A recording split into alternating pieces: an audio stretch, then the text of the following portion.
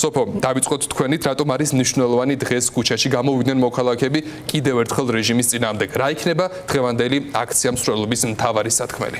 მოგესალმებით ლუკა, მივესალმებით ჩვენს მაყურებელს. გიორგი, ბოდიში მივესალმებით ჩვენს მაყურებელს. ძალიან მნიშვნელოვანია დღევანდელი დღის აქცია, როგორც წინამორბედი აქციები და ზოგადად ის პროცესი და პროტესტი, რაც ქუჩაში მიმდინარეობს.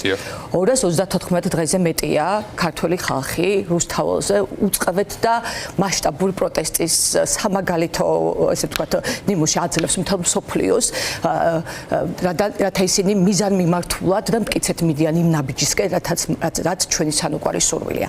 დღევანდელი აქცია ეს არ არის ახალი ტალღა, ეს არის მურიგი ტალღა იმისა, რომ ჩვენ ვართ ყველანი ერთად, ისევ ერთ აზრზე, თან მიმდევრულები ამ გზაზე და ძალიან მომწონს ხოლმე ჩემი კოალიციის ლიდერი ელენე ხოშტარი ამბობს ხოლმე ამ სიტყვას, ეს არის ჩვენ უნდა მოვახდინოთ ერთად რუსული რეჟიმის დე-ფაქტო ხელისუფლების ეგრეთ ვთქვათ დემონტაჟი და დემონტაჟი ჭირდება სიმტკიცე და რა თქმა უნდა ხოლმე რომ ბრძოლას იგებს ის, ვინც ყველაზე მამაცია და ვინც ნახევარი საათით მეც გაძლებს.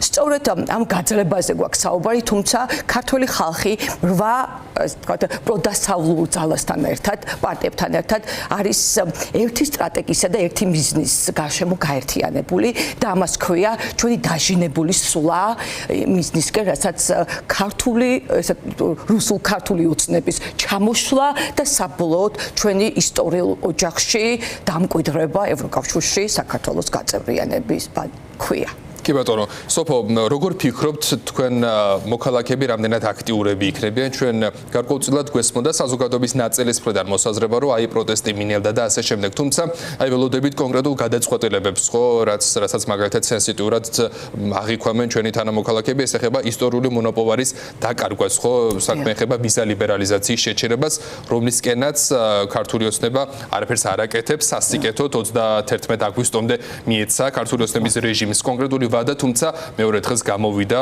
ივანიშვილის პრემიერ-მინისტრი და თქვა, რომ არც დრაკონულ კანონს ისინი არ აუქმებენ, პირიქით ისინი მიიჩნევენ, რომ ევროკავშირი მათ აშანტაჟებს. რეალურად რასთან გვაქვს საქმე და აქციების კონტექსტში რომ განვიხილოთ, ეს რამდენად იქნება გამოსაფხიზელებელი გადაწყვეტილება ჩვენი მოქალაქეებისთვის? მინდა გითხრათ, რომ 2017 წელს ვიზა ლიბერალიზაციას ისინი საკუთარ დამსახურებად მიიჩნევდნენ და უხაროდათ და პირველები ამბობდნენ, რომ აი ჩვენი რაკურსი არის ღირსებით ევროპისკენ. გადის რამდენიმე წელი და ისევ ეს ხალხი თავისივე ხელით ამ გზას საბოლოოდ უკეტავს ქართულ ერს. დემონტაჟი სწორედ ამას ნიშნავს, რომ რღვევა ქართულ ოცნებაში დაწყებულია და მათ ყველაზე მეტად ეშინიათ ამ გადაწყვეტილების და 31 აგვისტოს თარიღის, იმიტომ რომ ზუსტად იციან და ბოლო კვლევებიც ცხადყოფს, რომ მოსახლეობის 60% ამ პასუხისგებლობას სწორედ ქართულ ოცნებას დააკისრებს და რა თქმა უნდა, გარდა იმისა, რომ სანქციებიც ძალიან შეშინებულები არიან, ისინი არიან შეშინებულები ვიზა ლიბერალიზაციის შეჩერებითაც. თუმცა რომელიც არის ავტომატურად ქართული ხალხისთვის მოწყვეტა ამ საერთაშორისო ორბიტიდან და იზოლაციაში ჩვენი მოქცევა და აქვე ბევრი პოლიტიკოსი და ბევრი ადამიანი საუბრობს ამაზე, თუმცა ყოველდღიურად რუსთაველის გამზირზე და ფაქტობრივად 234 დღე იქა ვარ ამ ხალხთან ერთად, სადაც სხვადასხვა დარგის ადამიანები იკრიბებიან. ვინ მისცა მათ ამის უფლება, რომ ის სიკეთეები, რომელსაც ვიმსახურებთ ოდითგანვე ქართველი ხალხი, ესე უცხოად გამოგვაცალონ და ამ სიკეთეებში პირველ რიგში არა მარტო მოგზაურობას და ტკბობას გულისხმობ სილამაზებით, არამედ პირველ რიგში იმ პროცესებს, რაც ეხება ჩვენი შვილების განათლებას, რაც ეხება მკურნალობას, 7-დან 8000 ადამიანი წელიწადში გადის სამკურნალოდ. ხო, სახელმწიფომ ვერ მოახერხა იმდენი, რომ ქვეყანა ფეხზე დაეყენებია და ახლა ამბობს, რომ იმ სიკეთეებსაც წაგართმევ, რასაც ევროკავშირში შესვლა ნიშნავს. და მართლა გასაკვირია, იმიტომ რომ ჩვენი თვითონ ვეხვეწებოდით ამ ადამიანებს ამ კავშირს, რომ მივეღეთ ოჯახში და დღეს და მათ ამისთვის წინაპირობად დაგვიყენეს რამდენიმე საკითხი და პირველი რაც ყველაზე მნიშვნელოვანია, ეს არის ადამიანის თავისუფალი ნება და ჩვენ თავისუფალ ადამიანებად გავჩნდით, ყველანი მე ვიტყოდი, რომ ქრისტეს შვილები ვართ და ეს ნება არის ხელშეუხებელი, ვინც არ უნდა იყოს. მათ შორის, ანუ ეხლა ვუსმენდით დოჟდის პროს მან თქვა რომ ხვალ შენც თქვენც მოგაკითხავენ სახში თუ მედია არ იქნება. ამიტომ მნიშვნელოვანია ჩვენთვის თავისუფალი მედიის არსებობა, მნიშვნელოვანია სამართლიანი სასამართლოს არსებობა და დღეს ვხედავთ რომ ანთებულ და პატრიოტ ადამიანებს, შვილებს, ჩვენ შვილებს, ქალ ჟურნალისტს, ანუ როგორ ემუქრებიან მრავალწლიანი პატიმრობით და ამავდროულად გარეთ არიან კორუმპირებული ჩინოვნიკები და გარეთ არიან კრიმინალური ავტორიტეტები. ნახეთ ახალი ამბავი თია წულუკიანი, ნანუკა ჟორჟოლიანის წინააღმდეგ. სასამართლო პროცესს. აქედან გამომდინარე, მე ვამბობ რომ ის რასაც ევროკავშირი დღეს აკეთებს, ანუ გულისხმობს სანქციები იქნება ეს თუ მათი ნელ-ნელა რუსული რეჟიმის კედელთან მიმწყდება, ასე დავარქმევდი, იმიტომ რომ თქვენ იცით რომ მათ უამრავი ქონება აქვს საზღვარგარეთ, მათი შვილები სწავლობენ, თვითონაც ძალიან ხეირობენ ამ ყველაფრით. ეს არის ქართველი ერის დამსახურება, იმ ადამიანების დამსახურება, რომელიც ნებისმიერი სოციალური ფენის, ნებისმიერი დარგის წარმომადგენლები არიან, ყველას თავისი ადგილი აქვს. ისინი უწყვეტად როგორც სამსახურში, ისე მოდიან რუსთაველზე ყოველ საღამოს, იმიტომ რომ დღეს როგორც არასდროს საპირწონედ დევს საქართველოს და ქართველი ერის ყოფნა არ ყოფნის საკითხი.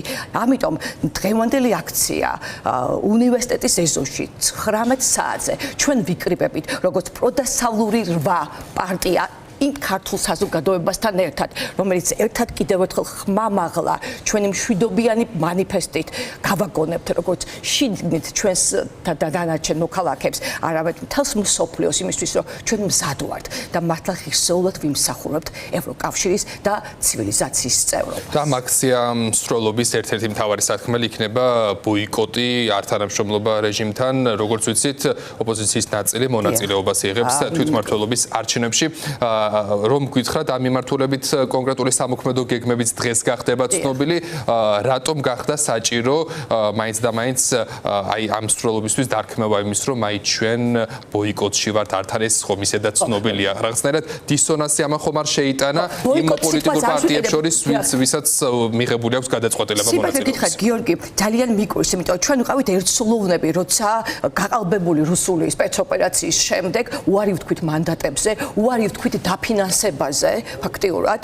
ამის შემდეგ არ მივიღეთ მონაწილეობა წულუკიანის დადგმულ ფარსში, შეგნებულად ვიცოდით რითიც დამთავრდებოდა, მაგრამ არ გადავიხადეთ, ასე ვთქვათ, ოპოზიციურმა პარტიის ლიდერებმა არ გადაიხადეს, ასე ვთქვათ, ჯარიმა და მიზან მიმართულად წავიდნენ ციხეში. იმიტომ რომ ისინი თვლით, რომ ეს არის ბრძოლის უტყუარი გზა.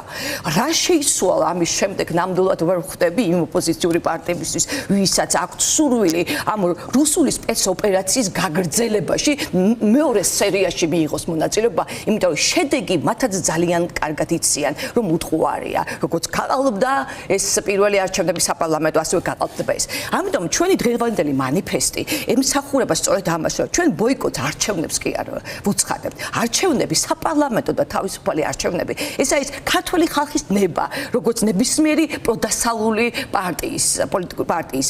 გარდა ამისა, ჩვენ გვინდა რომ ხალხს დავანახოთ, რა არის სწორი გზა ივანიშვილის რუსული მარიონეტული მთავრობის ჩამოსვლის და დღეს სწორედ დღევანდელ აქციაზე ჩვენ ხმამაღლა გავაშღერებთ ამ გზას და იმ თანმიმდევრულ ნაბიჯებს, რასაც ქართულ ხალხთან ერთად ეს 8 პროდასავლური. კი ბატონო, დიდი მადლობა გამოეხმაურეთ დღევანდელ შეკრებას, რას ეტყვით იმ მოქალაქეებს, რომლებიც მაგათაც ჯერ კიდევ ყოყმანობენ, არიციან მოვიდნენ თუ არა დღეს, რას ეტყვით თქვენ ამ ადამიანებს.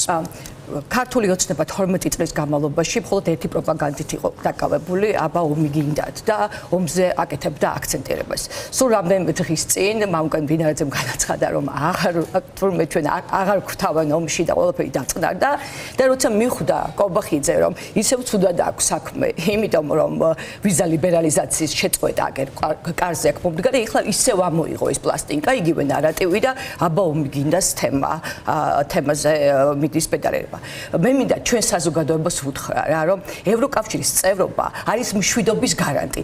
მე სულ ვაკეთებ ხოლმე ამაზე პედალებას. მე ვარ აფხაზეთიდან. ეს ჩემთვის არის შინ და ყველა დევნილისთვის შინ დაბრუნების რეალური გზა. ეს არის სიმშვიდე, ეს არის ჩვენი უსაფრთხოება. რუსეთი კარგავს ნელ-ნელა მოკავშირეებს. ამერიკის შეერთებული შტატებიც, როგორც ევროკავშირი, მოუწოდებს რუსეთს სიმშვიდისკენ და მშვიდობისკენ. ანუ სომხეთი და აზერბაიჯანი დალაგდა ნელ-ნელა, უკვე სირია დაკარგა კარგეს, ირანსაც კარგავენ. ანუ ლუკაშენკოც კი მიხვდა ტანით გზნობს და გუმანით რომ რაღაც ისე არ არის და ამისთვის იწყებს დალაგებას სიტუაციის ევროკავშირთან და რამდენიმე პოლიტპატიმარი გაათავისუფლა კიდეც. ანუ იმის თქმა მინდა რომ ქართველი ხალხი არავითარ შემთხვევაში არ დაუშვებს იმას, რომ რუსული სპეცოპერაციის არჩევნები, რომელიც შემოგვიგორა ქართულმა ოცნებამ, ამაში მიიღოს მონაწილეობა დღეს ჩვენ 19 საათზე, საღამო 7 საათზე კიდევ ერთხელ შევიკრიბებით და ხმამაღლა გავაგონებთ მთელ მსოფლიოსაც და მთელ საქართველოს ხმას, რომ ჩვენ ვართ ერთიანი ამ ბრძოლაში და უდრეკნი რაც მთავარია.